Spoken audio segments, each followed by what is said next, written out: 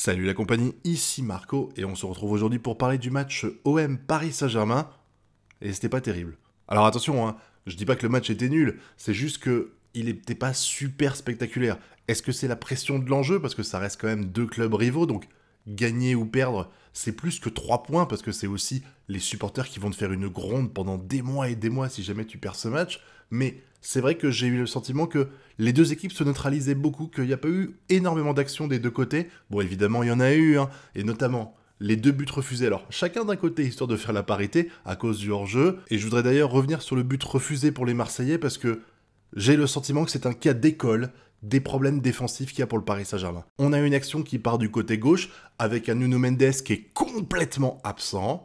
Un centre qui est fait, tranquille, parce qu'il n'y a personne pour lui mettre la pression. Il fait le centre, il passe entre tous les défenseurs parisiens, et il y a deux joueurs côté gauche Marseille qui ne sont absolument pas marqués, et un qui a l'autoroute, qui tire, qui marque. Alors heureusement, il y a un hors-jeu au départ de l'action, parce que ce but, c'est un cas d'école. Le Paris Saint-Germain s'est pris, je pense qu'il y a au moins un tiers des buts qu'on s'est mangés depuis le début de cette saison. C'est comme ça que ça passe.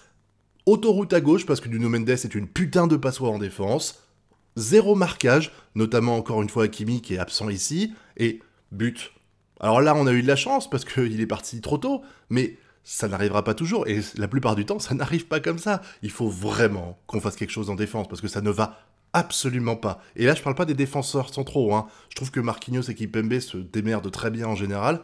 En général, hein, ça arrive de faire des fails, mais bon voilà. Mais les latéraux, autant dire qu'ils sont pas défenseurs. Autant dire que on joue pas en 4-3-3, les gars. On joue en 2-5-3. Enfin, ouais, en 2-5-3. C'est n'importe quoi de voir ce niveau pathétique des défenseurs latéraux. Alors, c'est super, hein, ils font des actions, ils aident au pressing en attaque. Mais putain, les gars, vous êtes défenseurs latéraux à la base. Ce serait bien de remplir votre rôle. Ou alors, faut demander à Pochettino de vous mettre en milieu, je sais pas, mais ça ne va pas, tu peux pas laisser deux défenseurs pour faire le taf de tout le monde. Et on le voit bien sur le but qui a été marqué. Si on regarde bien l'action, si on regarde bien le positionnement des joueurs, il y a 3 Marseillais en attaque. 3 Marseillais. Et il y a que Hakimi pour défendre. C'est le seul. Alors, il fait une faute. Voilà, pour une fois qu'il défend, il défend mal. Hein, encore une fois, voilà, bravo. Mais c'est abusé de voir qu'on est dans des situations comme ça, avec une supériorité numérique en défense de 3 contre 1, bordel de merde. 3 contre 1. Quand est-ce que le Paris Saint-Germain va se réveiller et que les défenseurs vont comprendre leur objectif, leur rôle? Et encore une fois, je précise que je parle surtout des latéraux, même si là, sur le coup, les deux défenseurs centraux étaient aussi à la ramasse, et ça, c'est pas normal. Mais bon, en dehors de ça, j'étais assez impressionné parce que je trouve que les attaquants parisiens ont fait un repli défensif et un pressing intéressant, ce qui n'était pas le cas avant. J'avais dit il y a quelque temps que si on voulait jouer avec 3 attaquants, on pouvait, mais qu'il fallait qu'il y en ait au moins 2 qui fassent un repli quasiment systématique défensif, ou au moins faire un gros travail de pression sur les défenseurs et les milieux de terrain pour les empêcher de faire la bonne passe à leurs attaquants. Et là, ça a été fait globalement. Après, à partir du moment où on est 10 contre 11, c'est déjà plus compliqué, il faut essayer de se ménager un petit peu, mais j'ai eu le sentiment que l'OM a joué avec les freins. Ça veut dire que il jouait un peu libéré avant qu'on soit à 10 contre 11, peut-être parce qu'il se disait c'est pas grave si on perd, c'est le Paris Saint-Germain, même si c'est le club rival, ça n'empêche qu'on sait que techniquement ils ont des qualités que nous on n'a pas, donc si jamais on perd 1-0 contre le Paris Saint-Germain, on pourra toujours dire qu'on s'est bien battu, c'est pas grave, mais à partir du moment où Hakimi a été sorti, j'ai l'impression qu'ils jouaient avec les petits trous, avec les freins, parce qu'ils avaient peur. Ils se sont dit, ok, on peut perdre 1-0 contre Paris, c'est pas un problème. Par contre, à 10 contre 11, on n'a pas le droit de perdre. Bon, ils ont quand même eu la possession de balle, et ils ont fait des actions intéressantes, mais tu sentais quand même cette peur de se prendre un but qui était plus présente. En tout cas, et j'ai l'impression de le répéter à chaque vidéo, mais j'ai le sentiment que Pochettino n'a pas de plan de jeu, qu'il laisse juste faire en se disant que il va compter sur les stars pour marquer et pour gagner les matchs, un petit peu comme Domenech à l'époque pendant la Coupe du Monde, où il comptait sur Zidane et compagnie pour essayer de faire la différence et que t'avais l'impression qu'il faisait rien. Limite, il leur donnait la feuille de match et il disait vas-y, remplissez-la à ma place. C'est un peu ce que j'ai le sentiment d'avoir avec Pochettino. J'ai vu qu'il y en avait beaucoup qui gueulaient sur le fait que Messi était cantonné sur l'aile droite. C'est arrivé à de nombreuses reprises au Barça qu'il soit dans cette position-là, mais ça dépend aussi de ce que lui a donné comme directive l'entraîneur. Si le coach lui a dit tu restes sur l'aile droite et tu fais des centres, c'est pas pareil que quand il lui dit tu peux repiquer vers le centre et tout. Il y a ça qui est à prendre en compte. Et quand tu vois le match, t'as vraiment l'impression que Messi, il est pas perdu sur le terrain, mais que les seuls moments où il brille vraiment, c'est quand il arrive sur le centre. La tête qu'il fait, qui a failli rentrer, là, qui fait transversale, les autres, 2-3 autres actions, les passes qu'il fait, c'est souvent quand quand il essaye de bifurquer avec Mbappé. Alors peut-être que c'était les consignes, genre des fois tu alternes avec Mbappé et puis comme ça va perturber un peu les défenseurs, c'est possible, mais ça ne matche pas énormément. Même si je trouve quand même qu'il y a des bons échanges. Mbappé-Messi, ça commence à matcher pas mal. J'ai trouvé que Di Maria était très intéressant dans ce match, et c'est là aussi, encore une fois, une incompréhension de ma part pour Pochettino, c'est que j'ai le sentiment que ce mec n'a pas les couilles de sortir un de ses 3 attaquants phares. Ça veut dire que t'as Hakimi, qui se mange un carton rouge. Tu dois avoir besoin d'un défenseur, donc c'est normal de faire rentrer Kerrer. Mais putain, tu vois le match de Di Maria, il marche sur l'eau, alors on est d'accord qu'il a pas marqué de but, mais il était bien en jambes, il était bien en forme. Putain les gars, tu sors Neymar, tu sors pas Di Maria, c'est pas possible. Neymar a été absent de tout le match. C'est un autre problème, c'est que j'ai le sentiment que Neymar, il est complètement perdu sur le terrain. Peut-être qu'il espérait que l'arrivée de Messi lui permettrait de bien jouer, de bien jouer, d'avoir de meilleures combinaisons qu'avec Mbappé, parce qu'il a plus d'affinité, je pense, avec Messi qu'avec Mbappé. Et au final, t'as le sentiment que ça matche peut-être mieux entre Messi et Mbappé que entre Messi et Neymar. Après, c'est peut-être aussi parce que Neymar, j'ai le sentiment qu'il est moins en jambes en ce moment, qu'il est moins en forme. Je dirais bien que c'est parce que toutes les 2 semaines, quand il revient, il repart faire des bornes en Amérique du Sud pour faire des matchs avec son équipe du Brésil, mais c'est aussi le cas pour Messi. Donc c'est compliqué de trouver une excuse valable pour justifier le fait que Neymar est un dieu vivant au Brésil quand il fait des matchs avec l'équipe nationale, et que j'ai le sentiment qu'il est largement en dessous le niveau qu'il a avec le Brésil quand il est avec le Paris Saint-Germain.